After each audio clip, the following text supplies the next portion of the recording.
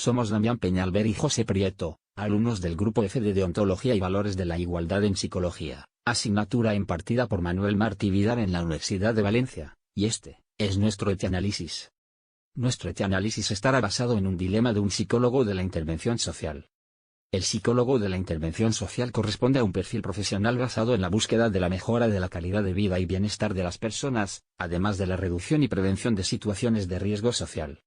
Tiene funciones como la atención directa, el asesoramiento, la investigación, la planificación y evaluación, así como la formación. Daniel es el psicólogo encargado de la reinserción social de Mokhtar, con el cual le une una gran amistad desde hace 3 años.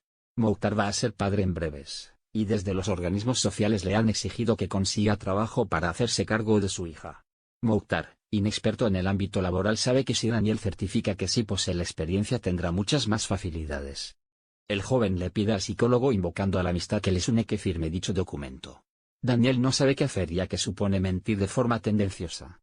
También sabe que Mokhtar se adaptará rápidamente al puesto, y será un excelente profesional que responderá de forma notable a sus obligaciones. Por tanto, nadie debería de enterarse de dicha falsedad.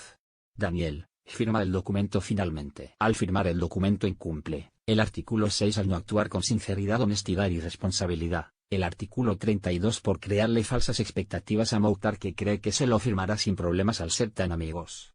El artículo 7 ya que pone en peligro la integridad física de Mokhtar con riesgo a un accidente laboral propio de su inexperiencia. Y el artículo 11 al usar de forma deliberada su posición para el beneficio o lucro de un tercero. En nuestra humilde opinión, no debería de firmar el documento, pero sí agotar cualquier vía de solución que no implique el incumplimiento del código deontológico que rige su comportamiento profesional. ¿Y tú? ¿Crees que un psicólogo de intervención social debe implicarse emocionalmente en exceso?